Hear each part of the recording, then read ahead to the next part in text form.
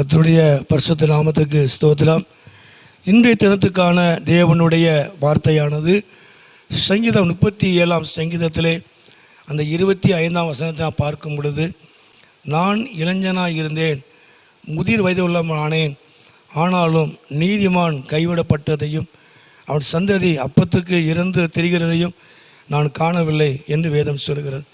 ஆகவே நீதிமான் கைவிடப்பட்டதையும் அவனுடைய சந்ததி அப்பத்துக்காக அலைந்து திரிவதில்லை என்று சொல்லி நாம் பார்க்கிறோம். நான் இளைஞனாக இருந்தேன், நான் முதிர் வயதுள்ளானேன், ஆனாலும் கூட நீதிமான் கைவிடப்பட்டதை நாம் பார்க்கல என்று சொல்லி வேதத்தில் வாசிக்கிறோம். ஆண்டவர் தாமே இந்த நாட்களில் நீதிமானை கர்த்தர் ஆசீர்வதிக்கிறார். நீதிமான் ஒருபோதும் ஆண்டவராய இயேசு கிறிஸ்துவை ஏற்றுக்கொண்டவர்கள், சொந்த இரட்சகராக ஏற்றுக்கொண்டவர்கள், அவரை பின்பற்றக்கூடியவர்கள், நீதிமான்கள் ஒருபோதும் தேவனால் கைவிடப்பட்டது கிடையாது. வேதம் சொல்லுகிறது, நான் இளைஞனாக இருந்தேன், நான் வயது உள்ளவனானேன், ஆனாலும் நீதிமான் கைவிடப்பட்டது, அவருடைய சந்ததி அப்பத்துக்காக அலைந்து திரிவதை நான் காணலைன்னு சொல்லி பார்க்கிறோம். நிச்சயமாய் ஆண்டவர் ஒருபோதும் கைவிட மாட்டார். ஆண்டவராய் இயேசுவை பின்பற்றக்கூடியவர்கள், ஆண்டவராய் இயேசுவை சொந்த இரட்சகராக ஏற்றுக்கொண்டவர்கள், அவங்களுடைய சந்ததி ஒருபோதும் கைவிடாது. ஆண்டவர் ஒருபோதும் கைவிடுவதில்லை. அவருடைய சந்ததி அப்பத்துக்காக அலைந்து திரிவது கிடையாது. ஆண்டவர் ஒவ்வொரு நாளும் அவர் போஷித்து நடத்துவதில் அவர் உண்மை உள்ள தேவனாக இருக்கிறார். அது மாத்திரமல்ல, தொடர்ந்து நாம் கீழே 29 வாசிக்கும் பொழுது, நீதிமான்கள் பூமியை சுதந்திரித்து கொண்டு என்றென்றைக்கு அதிலே வாசமாக இருப்பார்கள். ரெண்டாவது, நீதிமான்கள் பூமியை சுதந்திரித்து கொள்வார்கள். நீதிமான்கள் சுதந்திரித்து கொள்வார்கள், என்றென்றைக்கும் அதிலே வாசமாக இருப்பார்கள் என்று வேதம் சொல்லுகிறது. இது ஒரு பெரிய ஆசீர்வாதம். ஆண்டவர் ஒருபோதும் கைவிடுவதில்லை.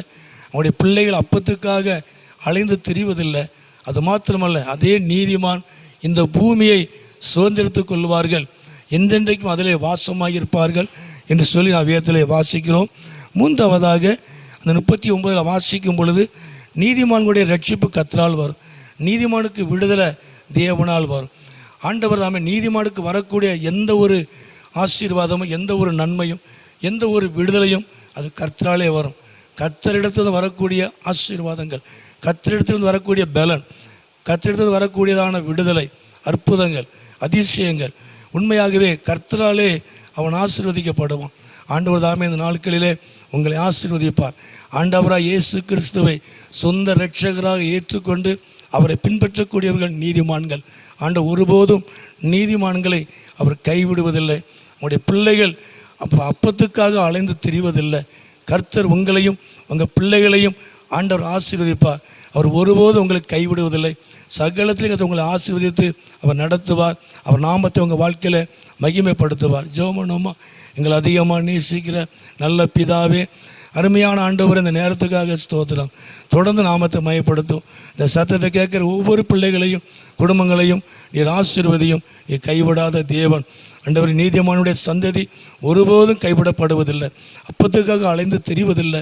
என் தேவன் ஆசீர்வதிக்கிறவர். ஆசீர்வதியும், மகிமைப்படும். இயேசுவின் நாமத்தில் ஜெபிக்கிறோம் நல்ல பிதாவே. ஆமேன், ஆமேன்.